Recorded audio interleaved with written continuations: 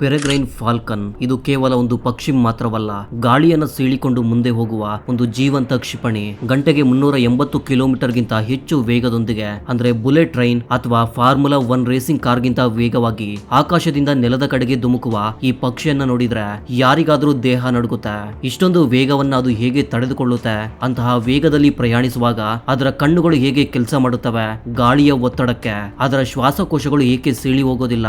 ಸಾವಿರಾರು ಅಡಿ ಎತ್ತರದಿಂದ ಕಿಲೋಮೀಟರ್ಗಳ ದೂರದಲ್ಲಿರುವ ಒಂದು ಚಿಕ್ಕ ಪಾರಿವಾಳವನ್ನ ಅದು ಹೇಗೆ ಟಾರ್ಗೆಟ್ ಮಾಡಬಲ್ಲದು? ಇದರ ದೇಹದ ರಚನೆಯ ಹಿಂದಿರುವ ರಹಸ್ಯಗಳೇನು?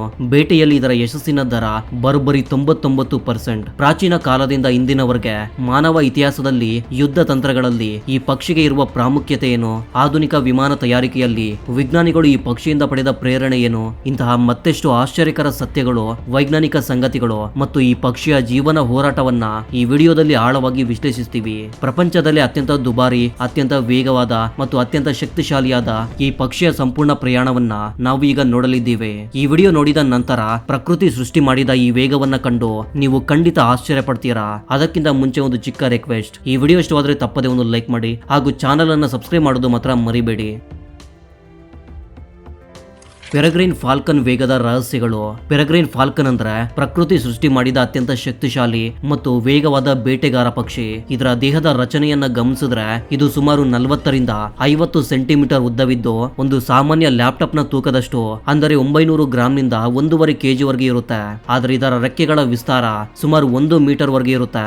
ಇವು ಗಾಳಿಯನ್ನು ಸೀಳಿಕೊಂಡು ಹೋಗಲು ಸಹಾಯವನ್ನ ಮಾಡುತ್ತೆ. ಶಾರ್ಪ್ ಆದ ಕತ್ತಿಯಂತಹ ಆಕಾರವನ್ನು ಹೊಂದಿರುತ್ತೆ. ಇದರ ತಲೆಯ ಮೇಲೆ ಕಪ್ಪು ಬಣ್ಣದ ಸಹಜ ಮಾಸ್ಕ್ ನಂತಹ ಗುರುತುಗಳು. ಆಕಾಶದಲ್ಲಿ ಹಾರುವಾಗ ಸೂರ್ಯನ ಬೆಳಕು ನೇರವಾಗಿ ಕಣ್ಣುಗಳ ಮೇಲೆ ಬೀಳದಂತೆ ಇದು ರಕ್ಷಣೆ ನೀಡುತ್ತೆ. ಇದು ಕ್ರೀಡಾಪಟುಗಳು ಕಣ್ಣಿನ ಕೆಳಗೆ ಹಚ್ಚಿಕೊಳ್ಳುವ ಐ ಬ್ಲಾಕ್ ನಂತೆ ಕಾರ್ಯನಿರ್ವಹಿಸುತ್ತೆ. ಈ ಪಕ್ಷಿಯ ನಿಜವಾದ ಅದ್ಭುತ ಅದರ ವೇಗದಲ್ಲಿದೆ. ಇದು ಸಾಮಾನ್ಯವಾಗಿ ಹಾರುವಾಗ ಗಂಟೆಗೆ 90 ಕಿಲೋಮೀಟರ್ ವೇಗದೊಂದಿಗೆ ಹೋಗುತ್ತೆ. ಆದರೂ ಬೇಟೆಯನ್ನ ಗುರುತಿಸಿ ಆಕಾಶದಿಂದ ಕೆಳಗೆ ಧುಮುಕುವ ಸಮಯದಲ್ಲಿ, ಅಂದ್ರೆ ಇದನ್ನ ಸ್ಟೋಪ್ ಎಂದು ಕರೆಯಲಾಗುತ್ತೆ, ಆ ಸಮಯದಲ್ಲಿ ಗಂಟೆಗೆ 380 ಕಿಲೋಮೀಟರ್ಗಿಂತ ಹೆಚ್ಚು ವೇಗವನ್ನ ತಲುಪುತ್ತೆ. ಇಷ್ಟೊಂದು ವೇಗದಲ್ಲಿ ಪ್ರಯಾಣಿಸುವುದು ಯಾವುದೇ ಜೀವಿಗೂ ಅಸಾಧ್ಯ. ಯಾಕಂದ್ರೆ ಆ ವೇಗದಲ್ಲಿ ಗಾಳಿಯ ಒತ್ತಡಕ್ಕೆ ಶ್ವಾಸಕೋಶಗಳು ಸೀಳಿ ಹೋಗುವ ಅಪಾಯವಿರುತ್ತೆ. ಆದ್ರೆ ಫಾಲ್ಕನ್ ನ ಮೂಗಿನ ರಂಧ್ರಗಳಲ್ಲಿ ಬೋನಿ ಟ್ಯೂಬರ್ಗಳೆಂಬ ಚಿಕ್ಕ ಎಲುಬಿನ ತುಂಡುಗಳಿವೆ. ಇವು ರಾಕೆಟ್ ಇಂಜಿನ್ ನಂತಹ ತಂತ್ರಜ್ಞಾನದಂತೆ ವೇಗವಾಗಿ ಬರುವ ಗಾಳಿಯನ್ನ ಮಧ್ಯಂತರಗೊಳಿಸಿ ಪಕ್ಷಿಗೆ ಉಸಿರಾಟ ಸುಲಭಗೊಳಿಸುತ್ತೆ. ಇದರ ಕಣ್ಣುಗಳು ಮನುಷ್ಯರ ಕಣ್ಣುಗಳಿಗಿಂತ 8 ಪಟ್ಟು ಹೆಚ್ಚು ಶಕ್ತಿಶಾಲಿಯಾಗಿದೆ. ಸುಮಾರು 3ರಿಂದ 5 ಕಿಲೋಮೀಟರ್ ದೂರದಿಂದಲೇ ಒಂದು ಚಿಕ್ಕ ಪಕ್ಷಿಯನ್ನು ಕೂಡ ಸ್ಪಷ್ಟವಾಗಿ ಇದು ಗುರುತಿಸಬಲ್ಲದು. ಇದರ ಉಗುರುಗಳು ಬೇಟೆಯನ್ನ ತಾಕಿದ ಕೂಡಲೇ 100ರಿಂದ 200 ಪೌಂಡ್ಗಳ ಒತ್ತಡವನ್ನ ಉಂಟು ಮಾಡುತ್ತೆ. ಇದರಿಂದ ಬೇಟೆಯ ಪಕ್ಷಿ ಗಾಳಿಯಲ್ಲೇ ಬೆನ್ನೆಲುಬು ಮುರಿದು ಅಥವಾ ತಲೆ ತುಂಡಾಗಿ ಸತ್ತು ಹೋಗುತ್ತೆ. ಆಶ್ಚರ್ಯಕರ ಸಂಗತಿ ಏನಂದ್ರೆ ಈ ವೇಗದಲ್ಲಿ ಅದು ಮಾಡುವ ಪ್ರತಿ ಚಲನೆಯು ಬಹಳ ಲೆಕ್ಕಾಚಾರದಲ್ಲಿರುತ್ತೆ. ಇದರ ಹೃದಯ ನಿಮಿಷಕ್ಕೆ 600ರಿಂದ 900 ಬಾರಿ ಬಡಿಯುತ್ತಾ ಸ್ನಾಯುಗಳಿಗೆ ನಿರಂತರ ಆಮ್ಲಜನಕವನ್ನ ಪೂರೈಸುತ್ತೆ. ಹೆಣ್ಣು ಪಕ್ಷಿಗಳು ಗಂಡುಗಳಿಗಿಂತ ದೊಡ್ಡದಾಗಿರೋದ್ರಿಂದ ಭಾರಿ ಬೇಟೆಯನ್ನು ಸುಲಭವಾಗಿ ಹಿಡಿಯಬಲ್ಲವು. ಇಷ್ಟೊಂದು ಪರಿಪೂರ್ಣ ದೇಹದ ರಚನೆ ಮತ್ತು ವೇಗದ ಕಾರಣದಿಂದಲೇ ಪೆರೆಗ್ರೈನ್ ಫಾಲ್ಕನ್ ಆಕಾಶದಲ್ಲಿ ಹಾರುವ ಯಾವುದೇ ಪಕ್ಷಿಗೂ ಭಯಂಕರವಾಗಿ ಕಾಣುತ್ತೆ. ಇದು ಕೇವಲ ಪಕ್ಷಿ ಮಾತ್ರವಲ್ಲ, ಭೂಮಿಯಲ್ಲಿರುವ ಪ್ರತಿ ಯಾಂತ್ರಿಕ ಇಂಜಿನಿಯರಿಂಗ್ ನ ಅದ್ಭುತಕ್ಕೂ ಒಂದು ಸಹಜ ಸವಾಲು. ಆಕಾಶದ ಸ್ನೈಪರ್ ಮತ್ತು ಫಾಲ್ಕನ್ ಕುಟುಂಬದ ರಹಸ್ಯಗಳು. ಪೆರೆಗ್ರೈನ್ ಫಾಲ್ಕನ್ ನ ದೃಷ್ಟಿಶಕ್ತಿಯನ್ನ ವೈಜ್ಞಾನಿಕವಾಗಿ ವಿಶ್ಲೇಷಿಸಿದ್ರೆ ಇದು ಜೀವ ಪ್ರಪಂಚದಲ್ಲೇ ಒಂದು ಅದ್ಭುತ. ಇದರ ಕಣ್ಣುಗಳು ಮನುಷ್ಯರ ಕಣ್ಣುಗಳಿಗಿಂತ 8 ಪಟ್ಟು ಶಕ್ತಿಶಾಲಿಯಾಗಿರುವುದು ಮಾತ್ರವಲ್ಲ, ಹೈ ರೆಸೊಲ್ಯೂಷನ್ ಕ್ಯಾಮೆರಾದಂತೆ ಕಾರ್ಯನಿರ್ವಹಿಸುತ್ತೆ. ಸುಮಾರು 3ರಿಂದ 5 ಕಿಲೋಮೀಟರ್ ಎತ್ತರದಲ್ಲಿ ಹಾರುವಾಗಲೂ ನೆಲದ ಮೇಲೆ ಚಲಿಸುವ ಒಂದು ಚಿಕ್ಕ ಕೀಟ ಕೂಡ ಅಥವಾ ಆಕಾಶದಲ್ಲಿ ಹಾರುವ ಚಿಕ್ಕ ಪಕ್ಷಿಯನ್ನು ಸ್ಪಷ್ಟವಾಗಿ ಇದು ಗುರುತಿಸಬಲ್ಲದು. ಇದರ ಕಣ್ಣುಗಳಲ್ಲಿ 2 ಫೋಮಿಯಾ ಇವೆ. ಇವು ಒಂದೇ ಸಮಯದಲ್ಲಿ ದೂರ ಮತ್ತು ಹತ್ತಿರದ ವಸ್ತುಗಳನ್ನ ಜೂಮ್ ಮಾಡಿ ನೋಡುವಂತೆ ಮಾಡುತ್ತೆ. ಅದಕ್ಕೆ ಗಂಟೆಗೆ 380 ಕಿಲೋಮೀಟರ್ ವೇಗದಲ್ಲಿ ಪ್ರಯಾಣಿಸುವಾಗಲೂ ಇದರ ದೃಷ್ಟಿ ತನ್ನ ಗುರಿಯಿಂದ 1 ಇಂಚು ಕೂಡ ತಪ್ಪದು. ಇದರ ವಾಸಸ್ಥಾನಗಳ ಬಗ್ಗೆ ಹೇಳೋದಾದ್ರೆ ಎತ್ತರದ ಪರ್ವತ ಶಿಖರಗಳು, ಆಳವಾದ ಕಣಿವೆಗಳು ಅಥವಾ ಆಧುನಿಕ ನಗರಗಳ ಆಕಾಶ ಹರ್ಮ್ಯಗಳನ್ನು ಆಯ್ಕೆ ಮಾಡುತ್ತೆ. ಇವು ಸ್ವಂತ ಗೂಡು ಕಟ್ಟುವುದಿಲ್ಲ, ಎತ್ತರದ ಸ್ಥಳಗಳಲ್ಲಿರುವ ಸಹಜ ಗೂಡುಗಳನ್ನ ಗೂಡಾಗಿ ಬಳಸುತ್ತೆ. ಒಮ್ಮೆ ಜೋಡಿಯಾದ ಪೆರೆಗ್ರೈನ್ ಫಾಲ್ಕನ್ಗಳು ಜೀವನಾಂತ್ಯದವರೆಗೂ ಒಂದೇ ಜೀವನ ಸಂಗಾತಿಯೊಂದಿಗೆ ಇರುತ್ತೆ. ಇದು ಪಕ್ಷಿಗಳಲ್ಲಿ ಬಹಳ ಅಪರೂಪದ ಗುಣ. ಸಂತಾನೋತ್ಪತ್ತಿ ಸಮಯದಲ್ಲಿ ಹೆಣ್ಣು ಫಾಲ್ಕನ್ 3-4 ಮೊಟ್ಟೆಗಳನ್ನು ಇಡುತ್ತೆ. ಆ ಸಮಯದಲ್ಲಿ ಗಂಡು ಫಾಲ್ಕನ್ ಒಬ್ಬ ನಿಷ್ಠಾವಂತ ತಂದೆಯಂತೆ ಆಹಾರವನ್ನ ಬೇಟೆಯಾಡಿ ತಂದು ತಾಯಿ ಮತ್ತು ಮಕ್ಕಳಿಗೆ ನೀಡುತ್ತೆ. ಮಕ್ಕಳು ಹುಟ್ಟಿದ 6 ವಾರಗಳಲ್ಲಿ ಹಾರಲು ಆರಂಭಿಸಿದ್ರು ಗಾಳಿಯಲ್ಲಿ ಬೇಟೆ ಹಿಡಿಯುವುದನ್ನ ಕಲಿಯಲು ತಿಂಗಳುಗಳ ಸಮಯ ಬೇಕಾಗುತ್ತೆ. ಈ ತರಬೇತಿ ಸಮಯದಲ್ಲಿ ತಂದೆ ತಾಯಿಗಳು ಬೇಟೆಯಾಡಿದ ಆಹಾರವನ್ನ ಗಾಳಿಯಲ್ಲೇ ಬಿಡ್ತಾರೆ.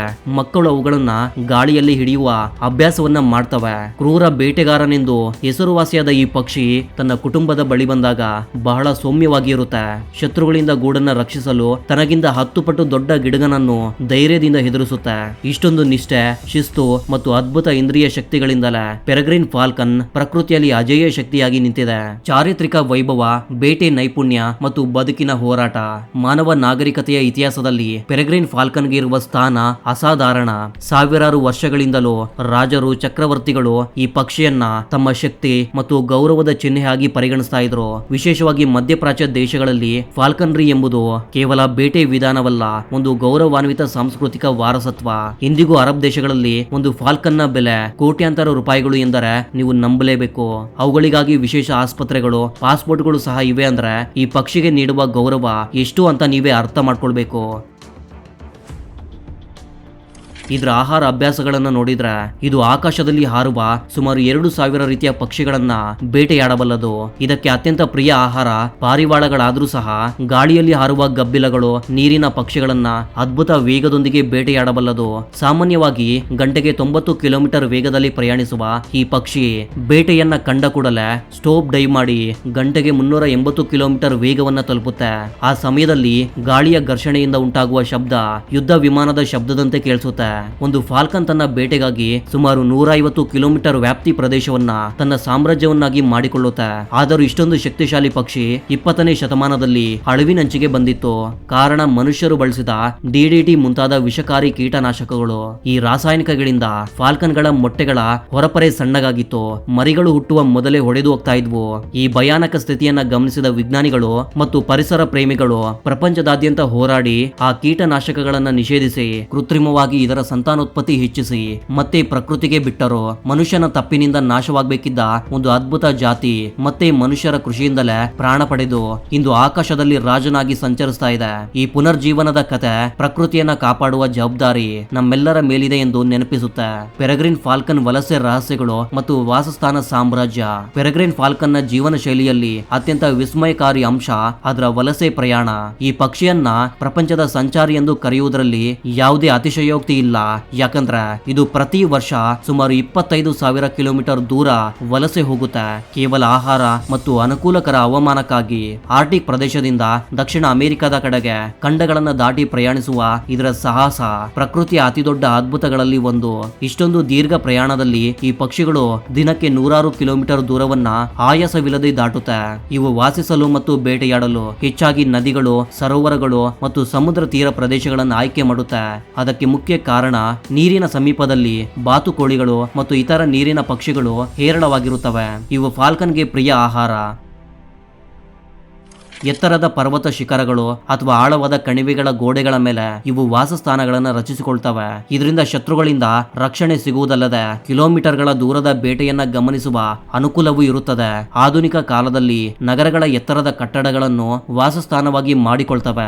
ಯಾಕಂದ್ರೆ ಆ ಎತ್ತರದಿಂದ ನಗರದ ಪಾರಿವಾಳಗಳನ್ನ ಬೇಟೆಯಾಡುವುದು ತುಂಬಾನೇ ಸುಲಭ. ಗಾಳಿಯ ವೇಗ ಬದಲಾವಣೆಗಳು ವಾತಾವರಣದ ಒತ್ತಡವನ್ನ ಪತ್ತೆ ಮಾಡುವ ಸಾಮರ್ಥ್ಯ ಅಸಾಧಾರಣ. ವಲಸೆ ಸಮಯದಲ್ಲಿ ಸಮುದ್ರದ ಮೇಲೆ ಪ್ರಯಾಣಿಸುವಾಗ ಹಡಗುಗಳ ಮೇಲೆ ವಿಶ್ರಾಂತಿ ಪಡೆದು ಗಮ್ಯವನ್ನ ಸೇರುತ್ತೆ. ಒಂದು ಪಕ್ಷಿ ತನ್ನ ಜೀವಿತಾವಧಿಯಲ್ಲಿ ಮಾಡುವ ಒಟ್ಟು ಪ್ರಯಾಣದ ದೂರ ಭೂಮಿಯನ್ನ ಹಲವು ಬಾರಿ ಸುತ್ತಿದಷ್ಟು ಇರುತ್ತಂತೆ.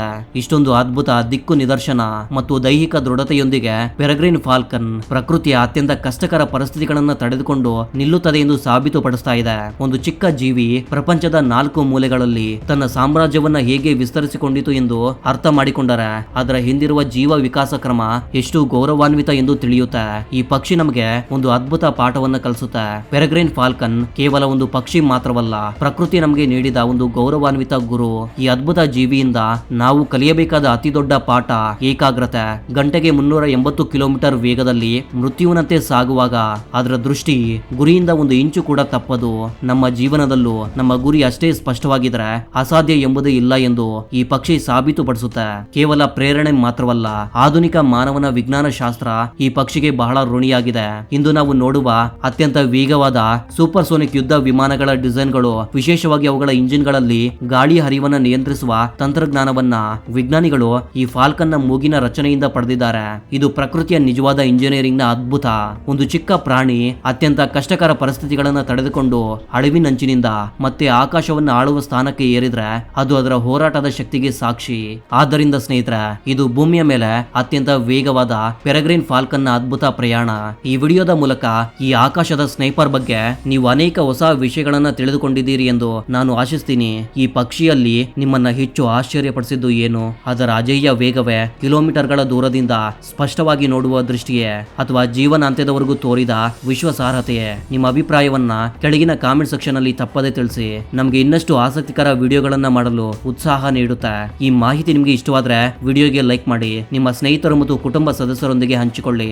ಇಂತಹ ಇನ್ನಷ್ಟು ವಿಡಿಯೋಗಳಿಗಾಗಿ ನಮ್ಮ ಚಾನೆಲ್ ಅನ್ನ ಸಬ್ಸ್ಕ್ರೈಬ್ ಮಾಡ್ಕೊಳ್ಳೋದು ಮಾತ್ರ ಮರಿಬೇಡಿ. ಇದೇ ರೀತಿಯ ಮತ್ತೊಂದು ಇಂಟ್ರೆಸ್ಟಿಂಗ್ ಆದ ವಿಡಿಯೋದ ಜೊತೆಗೆ ಮತ್ತೆ ಸಿಗೋಣ. ಅಲ್ಲಿವರೆಗೂ ಜೈ ಹಿಂದ್, ಜೈ ಕರ್ನಾಟಕ.